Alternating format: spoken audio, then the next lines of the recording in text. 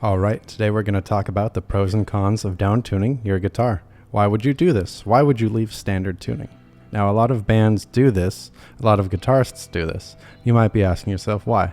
Well, in this discussion video, we're going to go over some of the benefits and drawbacks of this, the pros and cons. Now, before we jump into it, I have to say I'm not sponsored by any of the brands shown in this video. I'm not some amazing guitar virtuoso.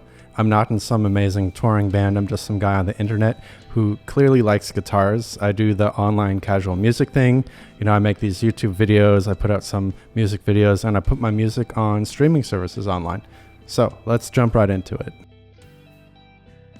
Now, the first and most obvious reason why you would downtune your guitar is to get access to those lower notes, to have access to that lower range. Capturing the spirit of when, you were learning guitar and you first tuned down to drop D, how cool that sounded. Maybe you felt powerful, maybe it just sounded awesome. So you could say it's kind of capturing the spirit of that, the feeling of that. Of course, by downtuning one string or multiple strings, you get access to more lower notes at the cost of the higher ones up here. There is, of course, no substitute for hitting those lower notes, for having that lower fundamental frequency. There are some tricks you can do, like the stacked fourths or inverted fifths, where you palm mute it, and especially with distortion, you play those, and it sounds like you're playing a palm muted power chord an octave lower. And it kind of sounds like that, but it doesn't fully sound like if you're actually tuned down that low. Besides, if the song calls for actually hitting notes down there or the open strings, then you just have to tune down. Guitar does have many different tunings, and there is no catch-all for some songs. Like those open string notes. For example, if you tune down lower than a song you're trying to play is in, like say you tune down to drop C, and there's a song you're trying to play that's in drop D, but that drop D song depends on a lot of the open notes, well, that won't work. Unless you use a capo, of course, you might say.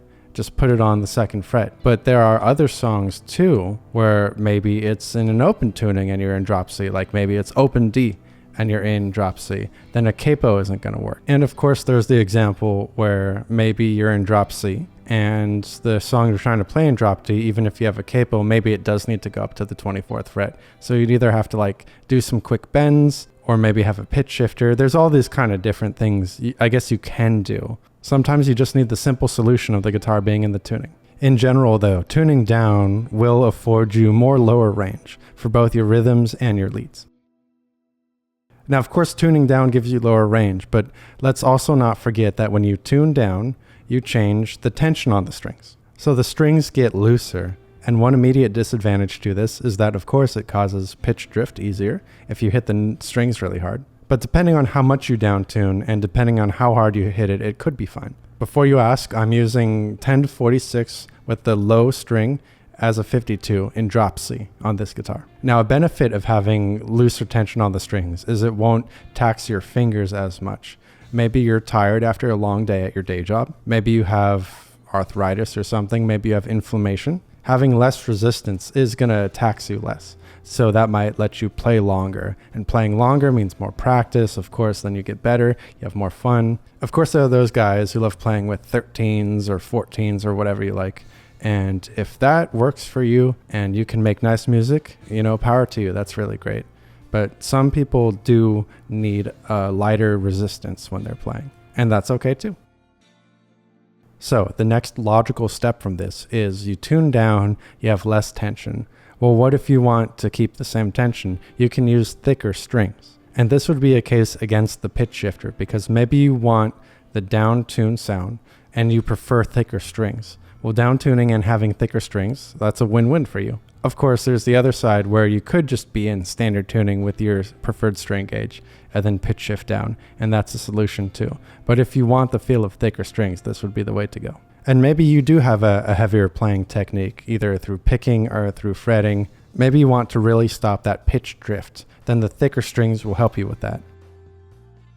Now, one thing to think about when you are changing the tuning of your guitar is, will it serve the song? What instruments are you playing with, either in a band or maybe you're recording music at home? What instruments are you using there? What frequency ranges are they happy in? For example, say you have an 8-string guitar and you have it tuned down a whole step, so you're in E instead of F sharp on the lowest string. That's the same E, technically, as a 4-string bass. And even though you're playing your guitar through a guitar amp, so guitar amps will have a different frequency response, so to say, than a bass amp, you are still hitting that same note when you do hit that open string. And you do need to consider that maybe you're stepping on the toes of that bass.